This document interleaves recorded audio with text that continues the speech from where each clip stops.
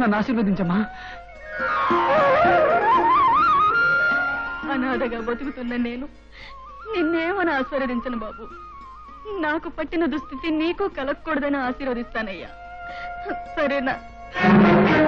నాకు కావాల్సింది ఆశీస్సులు కాదమ్మా, నిన్ను ఈ స్థితికి దిగజార్చిన మనుషుల్ని వధించడంలో జయం పొందాలని ఆశీర్వదించమ్మా. వద్దు బాబు, నువ్వు వాళ్ళ జోలికి పోవద్దు. నువ్వు నా బిడ్డవని తెలిస్తే వాళ్ళు నిన్ను బతకనివ్వరయ్యా.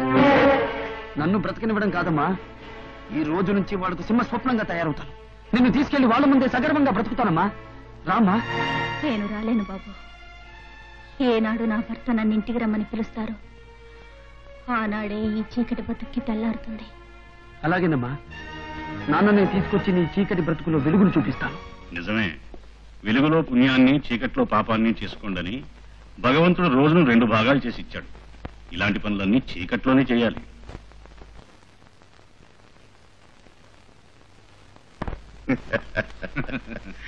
ఏమిటి బావా ఈరోజు మంచి హుషారుగా ఉన్నావు? ఈ డాన్స్ ప్రోగ్రాము, ఈ సెటప్. నేను ఒక మంచి నిర్ణయం తీసుకున్నాను. ఏమిటది? ఏం లేదు, పాకలో ఉన్నవాడి చూపు పెంకుటింటి మీద పడుతుంది, పెంకుటింట్లో ఉన్నవాడి చూపు మేడ మీద పడుతుంది, మరి మేడలో ఉన్నవాడి చూపు ప్యాలెస్ మీద.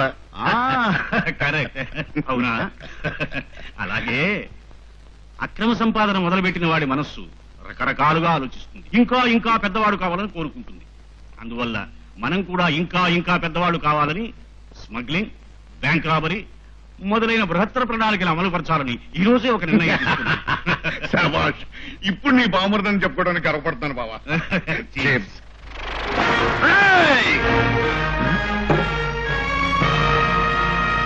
ఎవరు నువ్వు?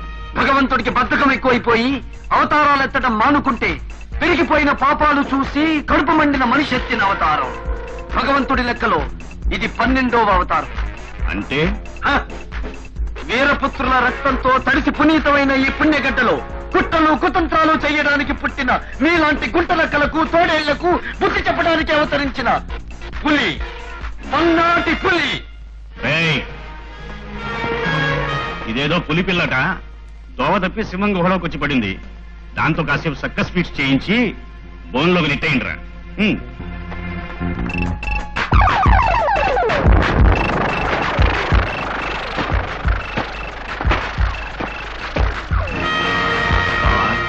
వాడి సంగతి వాళ్ళు చూసుకుంటారు గాని మనం వెళదాం.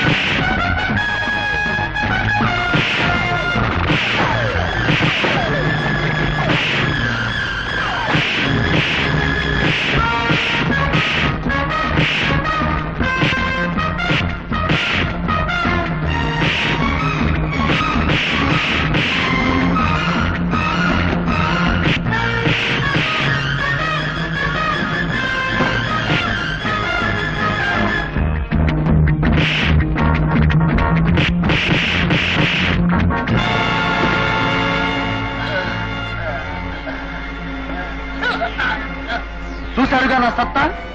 ఇక మీ బాస్ కి నిద్ర పట్టదనుకుంటాను. ఒకవేళ పట్టినా నేను సింహస్వప్నమై కనిపిస్తానని చెప్పండి. బావా, శుభం అంటూ మనం కొత్త జీవితం మొదలు పెడితే వాడెవడో పల్నాడుకులంటూ అడ్డు తగిలాడు. మరేం పర్లేదంటావా? జీవితం అనేది ఒక ప్రవాహం లాంటిది. దాన్ని ఎన్నో గుట్టలు కొండలు అడ్డుకుంటూనే ఉంటాయి. వాటికి మనం భయపడకూడదు.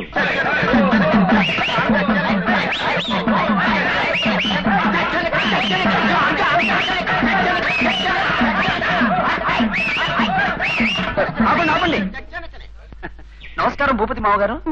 చిచ్చి నోర్మై, ఇష్టం వచ్చేట్టు మాట్లాడుతున్నావు. ఒళ్ళేలా ఉందిరా? పిల్ల పిల్ల పెళ్లి పెళ్లి అని తాతాలాడుతుంది. అందుకే నిశ్చయితాంబులాలు పుచ్చుకుందామని సకుటుంబ పరివారంగా విచ్చేశాను. ఏమిటేమిటేమిటి, నువ్వు నన్ను పిల్లని అడగడానికి వచ్చావా? ఇవ్వవా? నీ కూతురు ఆడదు కాదా? మా ఊడు మగాడు కాదా? నోర్మై, ఆయన స్టేటస్ ఏమిటి, మీ స్టేటస్ ఏమిటి?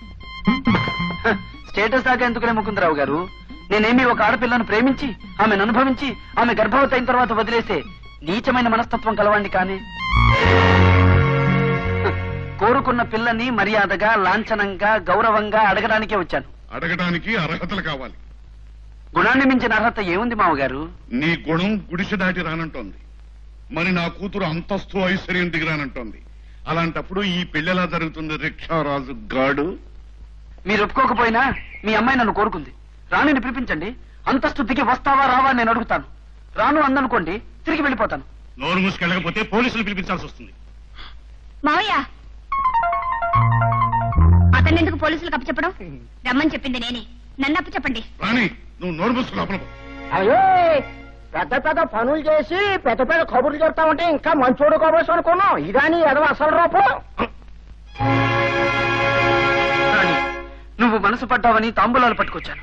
కోనసీమ నుండి అరటికెలలు కూడా తెప్పించాను. నన్ను ఇలా అవమానించి పంపిస్తావా? లేదు రాజు, నేను నిన్ను మనస్ఫూర్తిగా ప్రేమిస్తున్నాను. నేను నిన్ను గాఢంగా ప్రేమించాను.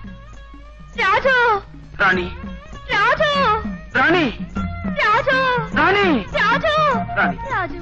రాణి. ఆపండి మీ వెతకడమ్మా. బావా, నువ్వు పోలీసులు ఫోన్ చేసి వీళ్ళ సంగతి చూడు. నువ్వు మాట్లాడుకుంటా లోపల.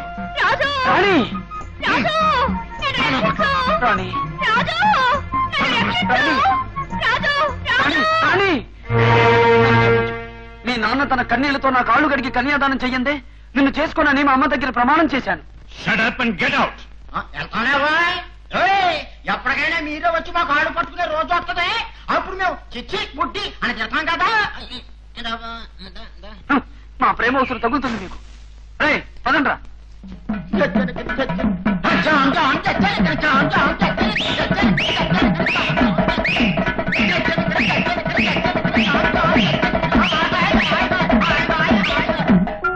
థ్యాంక్స్ రాణి. నేను ఆడబోతున్న జగన్నాటకంలో నాకు మంచి సాయం చేస్తున్నావు. మీ అమ్మగారికి మావయ్య నాన్న అంత అన్యాయం చేశారని తెలిసాక నీకు సాయం చేయకుండా ఎలా ఉండగలవు బావా? బా బా నువ్వు బాబాను పిలుస్తుంటే ఎలా అనిపిస్తుందో తెలుసా? ఎలా అనిపిస్తుంది ఒకటి?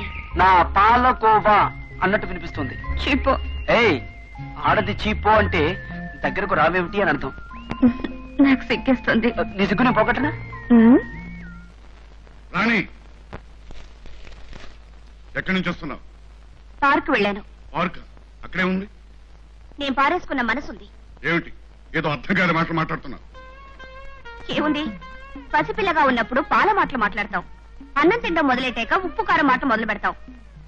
ప్రేమలో పడ్డాక పిచ్చి పిచ్చి మాటలు మొదలు పెడతాం. గోంబిల్ని అప్పుడు కొట్టానంటే పిచ్చికిచ్చి వదిలి అమ్మ నాన్న మాటలు మాట్లాడతాం. కష్టం నాన్న, టైం దాటిపోయింది. Too late. ఏమిటి? నా మనసుతో పాటు అతని దగ్గర నా శరీరాన్ని కూడా పారేసుకున్నాను. ఆలోచించుకో, రేపటి నుంచి నలుగురు నా గురించి ఏం మాటలు మాట్లాడతారో. చూసావా బావా, అది ఎంత పని చేసిందో? ఆవేశపడకు. అదేం సత్యహరిశ్చంద్రుడు కడుపున పుట్టిందా? నీ కడుపునేగా. మంచి బుద్ధులు ఎలా వస్తాయి? అది కాదు బావా, ఆడపిల్ల చెడిపోయిందని తెలిస్తే. కట్టుకునేవాళ్ళు 1,00,000 మంది ఉన్నారు. కాకపోతే వాళ్ళకి నచ్చిన కట్నాలు ఇవ్వాలి. కట్నాలు ఇవ్వాలంటే మనం బాగా సంపాదించాలి. ఆ సంపాదించడం కోసమే బ్యాంకు దోపిడీ పథకం వేశాను. దోపిడీయా? బ్యాంకు దోపిడీయా?